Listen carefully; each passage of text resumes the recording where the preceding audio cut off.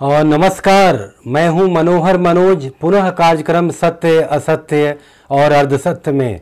दोस्तों, आज मैं बात करूंगा बिहार में होने वाले विधानसभा चुनाव पर। सबको मालूम है कि अगले माह नवंबर में बिहार, जो भारत का एक बड़ा ही राजनीतिक रूप से महत्वपूर्ण राज्य है, वहां पर विधानसभा के चुनाव होने जा रहे हैं। बताते चले कि विधानसभा चुनाव के साथ ही वहां पर एक लोकसभा उपचुनाव भी हो रहा है। दोस्तों, अभी वहां पर एनडीए का शासन है और 3 टर्म नीतीश कुमार के नेतृत्व वाली एनडीए की सरकार वहां पर पूरे कर चुकी है और अब वह जो ये चुनाव होने जा रहा है वह चौथे टर्म में पुनः सत्ता प्राप्त करने के लिए बेहद आतुर दिख रही है। दूसरी तरफ लालू प्रसाद यादव की पार्टी राष्ट्रीय जनता दल तेजस्वी यादव के नेतृत्व में चुनाव लड़ रही है, जिसमें कि कांग्रेस पार्टी जैसे दल उसके साथ शामिल हैं। जबकि तीसरा एक और गठबंधन बना है जिसे सेकुलर डेमोक्रेटिक फ्रंट का नाम दिया गया है, जिसमें कि उपेंद्र कुशवाहा की राष्ट्रीय लोकतांत्रिक समाजवादी पार्टी, ओवैसी की जो वो पार्टी है AIMM, और तीसरा देवेंद्र प्रसाद यादव की अपनी समाजवादी पार्टी। तो कुल मिला करके एक तरह से त्रिकोणीय लड़ाई के आलम में बिहार का चुनाव जो है अभी चल रहा है या आ चुका है। रिपोर्टें भी ऐसी आ रही हैं कि जो मौजूदा सरकार है उसके खिलाफ कहीं कहीं लोगों में गमो गुस्सा दिख रहा है और उस गुस्से की शुरुआत तब हुई कि जब राष्ट्रव्यापी लॉकडाउन के मद्देनज़र बिहार के करीब 25 से 40 लाख श्रमिक जो देश के अनेकानेक हिस्से में फंसे पड़े थे, उन्हें बुलाने को लेकर के राज्य सरकार ने कोताही दिखाई। कहीं न कहीं उन्होंने हवाला दिया कि पूरे देश में लॉकडाउन हो चुका है, ऐसे में हम अपने प्रवासी श्रमिकों को बुलाने में सक्षम नहीं हैं। इससे कहीं न कहीं प्रवासी मजदूरों में एक बड़ा ही गलत मैसेज गया और उसका कहीं न कहीं एक असंतोष भड़का। मिला जुला करके बता दें कि अभी नीतीश कुमार की नेतृत्व में जो ये सरकार अभी चल रही थी, भारतीय जनता पार्टी और जनता दल यूनाइटेड का, उसको लेकर के, उसके काम को लेकर के या उसके पिछले 15 साल के ट्रैक रिकॉर्ड को लेकर के कोई बड़े ही विरोध में कोई बहुत सारी बातें नहीं कही जा सकती हैं, क्योंकि पिछले 15 साल और फिर उसके पिछले 15 साल से जब तुलना होती है तो जमीन और आसमान का फर्क नजर आता है। नीतीश कुमार पर हमेशा ही एक अच्छे प्रशासक का तगमा लगा है। नीतीश कुमार थोड़े अकड़ू स्वभाव वाले जरूर हैं, कई जगह वो थोड़ी तल्ख बातें कह देते हैं, कई मामलों में उनके जो काम है वो पैचेज में अच्छे और पैचेज में बुरे भी साबित हुए हैं। जैसे कि उन्होंने एक गलत फैसला लिया जिसमें उन्होंने 2 लाख शिक्षकों की जो नियुक्ति कराई वो अयोग्य लोग थे और कहीं ना कहीं बड़े कैजुअल तरीके से उनकी भर्तियां हुई।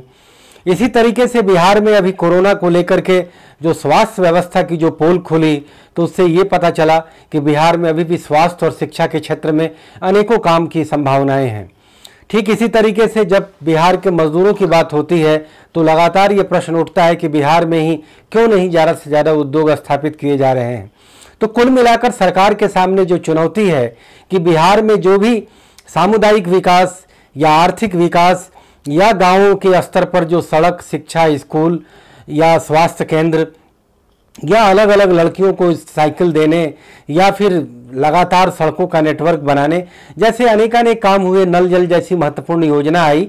लेकिन सवाल ये है कि वहाँ पर एजुकेशन नेटवर्क का, वहाँ पर हेल्थ नेटवर्क का ज़्यादा से ज़्यादा और विस्तार क्यों नहीं होता, क्योंकि बिहार एक ह्यूमन रिसोर्स रिच कंट्री है और ह्यूमन रिसोर्स को ही डेवलप करना उसकी अर्थव्यवस्था का मुख्य आधार है।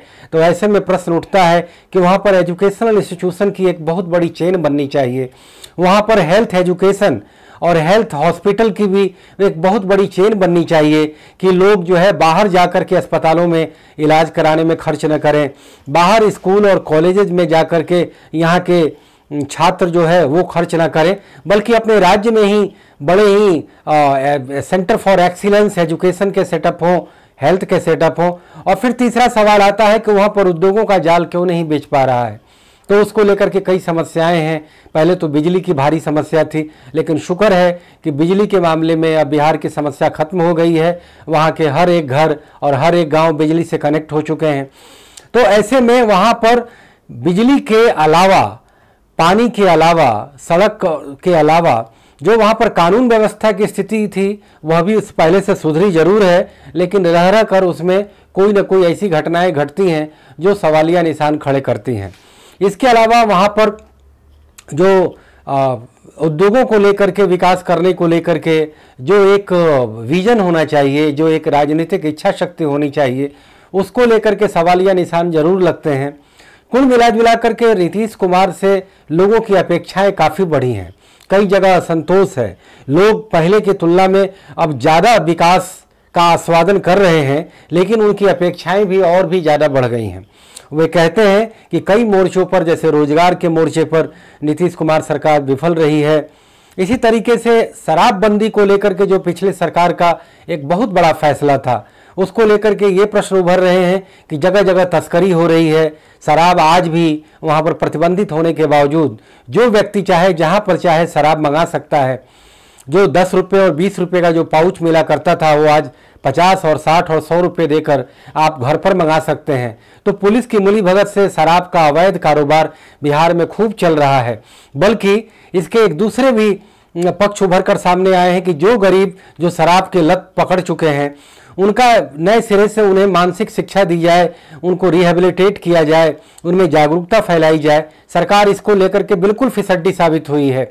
वो शराब का आदी व्यक्ति, खास करके गरीब व्यक्ति, वो 10 और 20 रुपये का स्वास्थ्य हानिकारक पाउच 50 और 100 रुपये में लेकर के पीता है और जल्दी ही लीवर की बीमारी से ग्रसित होकर जान से हाथ धो देता है। और ऐसी कई घटनाएं घटी हैं जो मेरे नज़र में भी आई हैं कि लोग अब सस्ता शराब पी करके अपने स्वास्थ्य से जो है के विकार से ग्रसित हो जा रहे हैं और उनकी जानें चली जा रही हैं। तो कहीं ना कहीं इस पर रीथिंकिंग की जरूरत पड़ी है कि शराब का अगर आप सचमुच प्रतिबंध करना चाहते हैं तो पूरे राज्य में लोगों में एक ज़बरदस्त जन जागरूकता फैलाई जाए, उनमें उनको शिक्षित किया जाए, प्रशिक्षित किया जाए, उन्हें मानसिक उनकी चिकित्सा कराई जाए कि वो शराब के आदतों से पहले विमुक्त हों। शराब के बिक्री पर और शराब के उत्पादन पर प्रतिबंध लगा देने से कुछ नहीं होता, बल्कि वह अवैध तरीके से फिर से वो कारोबार फल फूल रहा है, जो बेहद विडंबनाजनक पहलू है। नीतीश कुमार केवल सैद्धांतिक रूप से यह दावा कर सकते हैं कि उन्होंने शराबबंदी कर दी है, लेकिन उनका पूरा निजाम और पूरा पुलिस तंत्र शराब के अवैध कारोबार में संलग्न है। और जो शराब के लती हैं, जो शराब के आदी हैं, वो आज भी शराब पी करके अपना स्वास्थ्य खराब कर रहे हैं।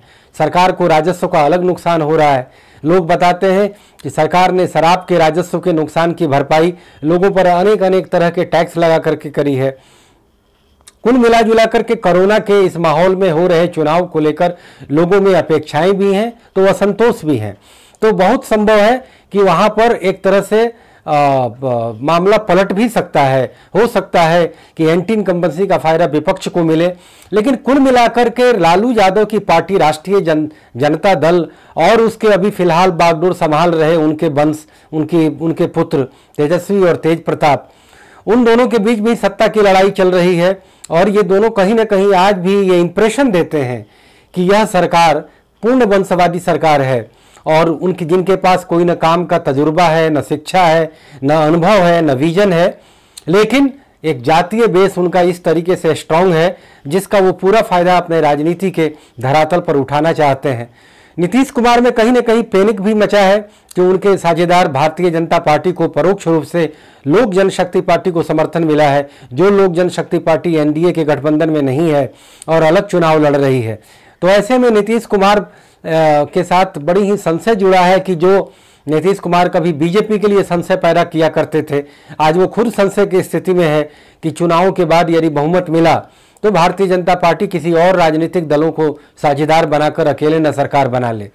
तो ऐसे में स्थिति बड़ी दिलचस्प है और चुनाव जो वो होने जा रहा है वो तमाम स्थानीय मुद्दों को लेकर लड़ा जा रहा है। ऐसे में जो देश में जो देशबंदी की गई या देश की जो आर्थिक स्थिति की हालत बहुत खराब है, इसके अलावा कई सारी जन समस्याएं जो है मुँह बाए खड़ी हैं। ऐसे में बिहार जो राजनीतिक रूप से बेहद जागरूक प्रदेश माना जाता है, वहाँ पर होने वाला ये चुनाव बेहद दिलचस्प होगा। और आने वाले महीने में जो चुनाव के प्रचार के जरिए अलग अलग दलों के नेताओं के द्वारा जो वहाँ पर माहौल और जो शमा बंधेगी, वो अलग अलग सुर्खियां धारण करेंगी और मीडिया में ये लगातार चर्चाएं आम बनेंगी कि बिहार में चुनाव का जो ऊंट है वो किस करवट बैठेगा। बस इसी नोट के साथ मैं अपना यह कार्यक्रम समाप्त करता हूं। फिर किसी मुद्दे पर, फिर किसी टॉपिक पर आपसे पुनः बातचीत होगी। तब तक के लिए नमस्कार, जय हिंद, गुड बाय, सब बखैर।